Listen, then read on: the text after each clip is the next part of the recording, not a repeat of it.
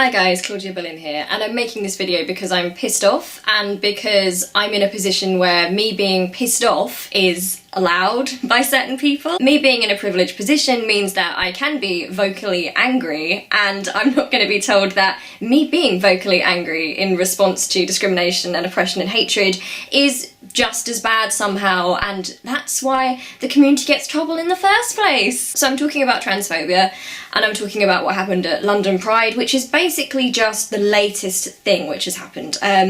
For a long time now, there's been transphobia rampant in the community, in all of our communities, I mean in society. But it's especially worrying when it's in the LGBT community because that's supposed to be a safe place for people who are LGBT. Trans people are the T of LGBT, and sometimes they are the other letters too. So it should be a place where they feel safe and included. Trans people have always been part of this community. They've been a huge part of building this community up and enriching it. So the idea that now cis people in this community are somehow taking ownership and trying to block the trans people out is disgusting. See, I saw this starting, and again, this is talking as like a privileged cis person, because I was aware that transphobia was a thing, especially trans misogyny, of course.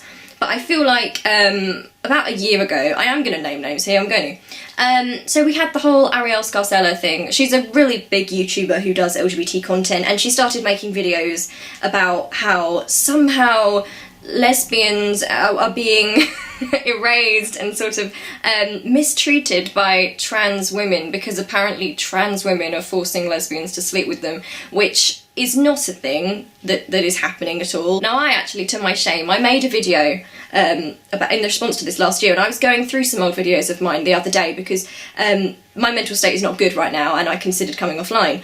But I was looking through some of my videos that were private, and basically I had a video that I'd responded to the whole drama with Arielle Scarcella and the whole genitals preferences argument, that thing. And I didn't publish it because at that time I was going through very poor mental health, and also I feared the harassment from it because I was in a delicate mental state. And I also kind of feel like I'm not doing that again. I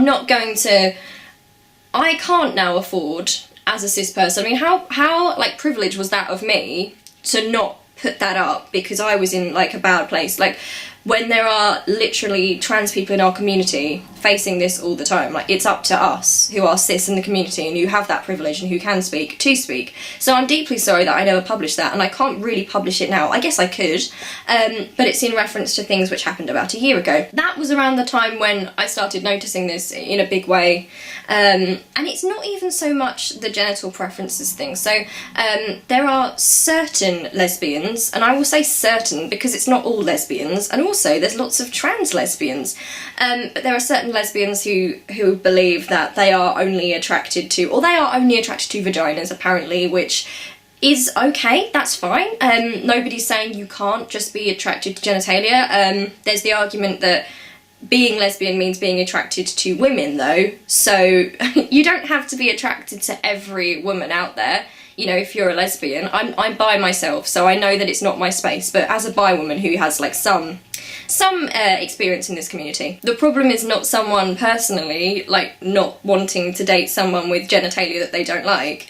The problem is the framing, and that was my big issue personally. My issue was the framing of trans women as somehow trying to... Some were out and out saying that trans women just were men. Some were saying that trans women were trying to sneak into women's spaces. And then there was that whole idea that trans women were being predatory in some way because they dared to challenge the language used by certain cis, bi and lesbian women. And again, it's not so much the fact that certain lesbians or even certain bi people, I suppose, wouldn't want to go there with a certain genitalia. It's the fact that it was this constant not being asked but feeling the need to come out there and say these things, which seemed weird, presenting it almost as if there was a crisis of trans women forcing us cis bi and cis lesbian people to sleep with them, and that was so harmful. So that was dangerous at the time, and a lot of people did call that out. And I did call that out on Twitter and stuff like that, but I didn't put the video up. So we're now in a position 1 year later where TERFs are becoming more vocal, and a lot of people do seem to be agreeing with them, unfortunately. They're trying to present what they stand for. A TERF is a trans exclusionary radical feminist, by the way. So there's obviously TERFs aren't the only people who are transphobic. Like, there's transphobic people, but specifically TERFs are trans exclusionary radical feminists, and they somehow, in this really harmful way, they paint their transphobia and they kind of cover it and say, oh, but it's feminism and it's defending women. The implication being, of course, that trans women aren't women, and they're defending poor cis women from those awful, predatory trans women who are just men in disguise trying to sneak into women's spaces. It's just really disgusting. So that's become a thing now. I actually saw TERFs on my television the other day. I can't remember which TV. It was one of the main 3 channels, and it was some conversation about bathrooms, you know, gender-neutral bathrooms. And genuinely there were 3 TERFs on my screen who were trying to say that, oh, but I could just say I was a man and just go into a bathroom and assault someone. And it's just ridiculous, and it's just trolling. It's trolling, essentially. I can't believe I had to see that on my TV. But now we've basically had London Pride. So London Pride was yesterday. I don't know when this video will be up, but for me it was yesterday. And a group of TERFs ended up leading Pride. Yes, they did. So they went there with their banners and they were handing out transphobic flyers and things. And even though there was a police presence at Pride, and it's supposed to be a safe space for all members of the community, they were allowed to carry on leading the Pride March, which understandably is a huge blow to, first of all, to any trans person who's gone to that Pride, because it's their space as well. They shouldn't have to put up with that at Pride and walk behind that in a parade. And also it's just another example of cis privilege, because I find that TERFs can kind of do this stuff and say it's in the name of lesbianism and in the name of women, which again is ridiculous because a ton of women disagree with them, and also a ton of lesbians disagree with them, and you can also have trans lesbians. Whereas when you see trans people or trans women protesting something, the response is often much worse, and that's just an example of privilege. So they were allowed to basically do that, and it just dampened the whole Pride for people, and it's unacceptable. So I've signed an open letter, which I will put a link to in this video at the bottom. I'll check with the person doing the open letter first and make sure that's okay, but if it is, I'll put that there and you can sign it. Pride is already a nerve-wracking time. I mean, for a lot of people, that will have been their first experience of Pride. Now, I do not feel comfortable as a cis woman that other cis people have happily, you know, gone to Pride and know full well this has happened and aren't saying or doing anything. Because I feel like it's our responsibility to step up. Yes, we can just party on if we want to, but what is the point? When you think about what Pride is, what's the point? Who wants to be part of that celebration when it's not a celebration that trans people can take part in happily? So there is an open letter, and I would urge you to sign it and also make your views known on social media, because we can't have a repeat of this next year. It's just not fair. There are probably going to be trans people, trans women who are thinking about going to Pride next year.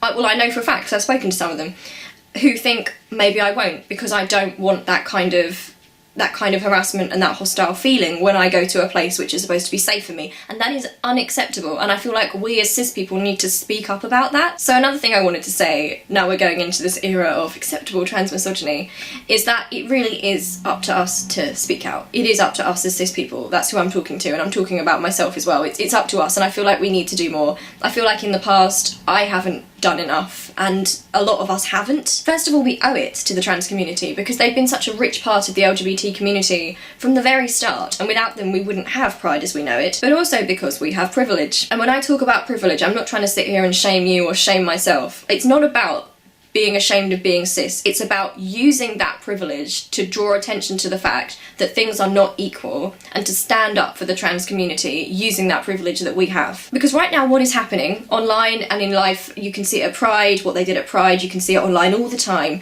is that trans people, especially trans women, are being baited. So they are being treated in horribly transphobic ways, increasingly online. And basically the idea is to bait them into getting angry and responding with anger, which is natural and fine, and I completely support them in. And the moment they push back, that is when they are discounted. Suddenly they are the reason why their community is mistreated, and oh, you can't take part in civil debate. It's insidious and it's disgusting, and I will make a video more about tone policing in all aspects of activism and oppression, but it's vile. And you can see it in other aspects, in other spheres, you know, where a person from a marginalised group, in the face of oppression and hatred, snaps back against it, but the moment they snap back, suddenly the eyes are on them for their response, rather than the logical response of looking at what caused that and understanding that that's a human reaction to being treated in that way. I don't want to see anybody out there policing the language that trans women use on this. Of course, trans people and trans women are going to be angry about this,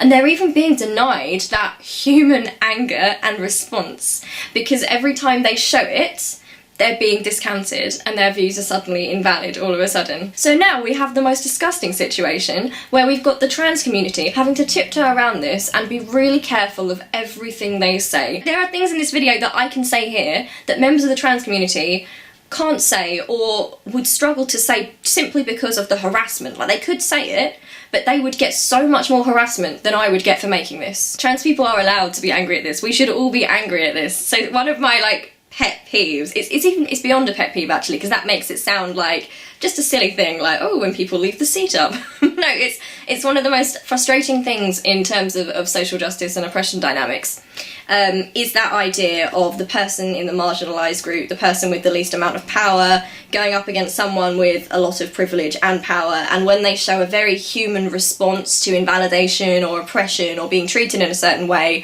they are the villain of the situation. And a lot of people don't realise that the reason it's read like that is because of the privilege and the power dynamics that so many people just don't even think about. Of course, it's going to be harder for the person who's living that discrimination and oppression and feeling that transphobia to engage in a civil debate. Like, why should trans people have to engage in a civil debate to talk about, like, their very existence, to validate their existence? Why should they have to do that to prove that they're real? Because that's what some people are actually asking them to do. They're genuinely asking trans people to engage with these transphobic, nasty people just to validate their own existence, and they're also being tone policed as they do it. How disgusting is that? If you see a trans person online expressing anger at cis people, don't be that cis person who sits there and makes it all about you, because, but I'm the good cis person, not all cis people. I mean, for goodness sake, there's a bigger issue at stake here. Obviously, they don't mean all cis people, but the truth is that a lot of us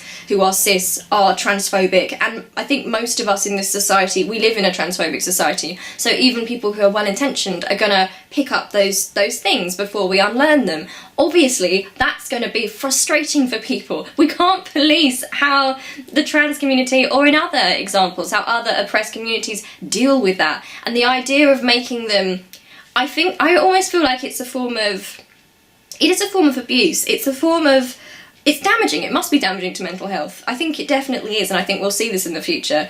When you ask an oppressed group to only deal with that oppression and that legitimate anger in a certain packaged I'm good way, you know, they're not allowed to show any anger or any real frustration at what's going on. They're never allowed that moment. I think that's genuinely damaging, and I think that is part of why people from oppressed groups often have such poor mental health. I don't even think it's just the oppression and what they face. I think it's the fact that they can't even talk about it in the terms they would like, because they can't do that, because if they do, they'd be discounted entirely. So I have seen the flyers that this group were handing out, and it's just ridiculous and it makes no sense. Basically saying that apparently trans activism is anti-lesbian. That's very odd, isn't it? Because first of all, it's not. How is it? How is it? It doesn't make any sense. It's not anti-lesbian. You have trans lesbians. So you saying that trans activism erases lesbians is actively erasing trans lesbians. Also, the definition of a lesbian, and just being a lesbian, to my understanding, means being a woman who is attracted to other women, okay? So how on earth is trans activism in any form doing anything? How is that damaging to being a lesbian? I don't understand that. They're trying to make out that trans women are just men to them, essentially. And I just want to say, as a bi woman and someone who knows like lots of gay women and just people in the community, and if you look at Twitter itself, I know it's been like an awful dumpster fire recently regarding this, but there are so many cis lesbians and cis bi women and cis pan women coming forward to just say that we do support our trans sisters 100%. And unfortunately, these sad little people, they are continuing with this vendetta, but they are not in the majority, and we will stand with you and we will do what we can. So let us know what we can do to help, and we will try and do it. You know, I was initially going to go in and talk about what they put on there, their flyers and sort of refute it. And then I thought, you know what? That validates it in some way. I don't want to even be spreading what they're saying on this channel or on the internet. I don't want to be doing that, you know? What they're saying is so ridiculous that it would just be useless for me to argue against it. So I'm not going to do that. But what I am going to say is that we can make a difference by contacting London Pride and by making a noise online or on social media and just letting people know that that's not our community and that our community is not a place which should ever make trans people feel unsafe. Trans women are 100% welcome, and you know what, it's even rich, me and any of us even saying that, because trans women created this community long before we ever did. So it's not even a case of they're welcome, it's a case of it's their place. It's their place and it's their space because they played a huge part in creating it. Okay, I'm gonna go now, and I am really angry about this, and I support the trans community and I support my trans sisters, and as a cis person, I was gonna say I'm sorry, but that's unhelpful. I mean, what I mean is, I guess I'm sorry you have to see that from other cis people, and I guess that we need to step up more and really be vocal about this. It's no good us just sitting there being quiet, like assuming that you know that we're with you. Like, we do need to use our voices, just for the community in general, and also just so that these sad little people know that they're on their own. Like, they think they're speaking for so many of us, but they're actually not. They are genuinely a nuisance. And I'm also going to go beyond the usual sentiments of, you know, we stand with the trans community and, you know, this is not in our name. And I'm also going to say that I support the anger of the trans community in this, because I don't want to be part of that, oh, well, we have to make sure that the trans community react to this in a civil way.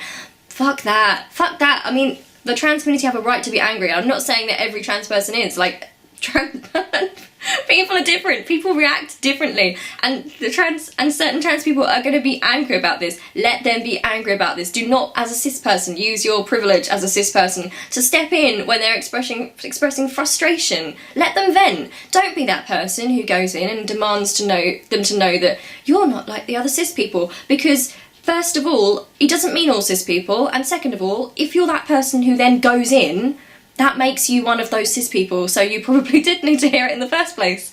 Okay, I love you loads. I'll see you really soon. I hope I'm not stepping out of line and speaking on something which isn't my issue.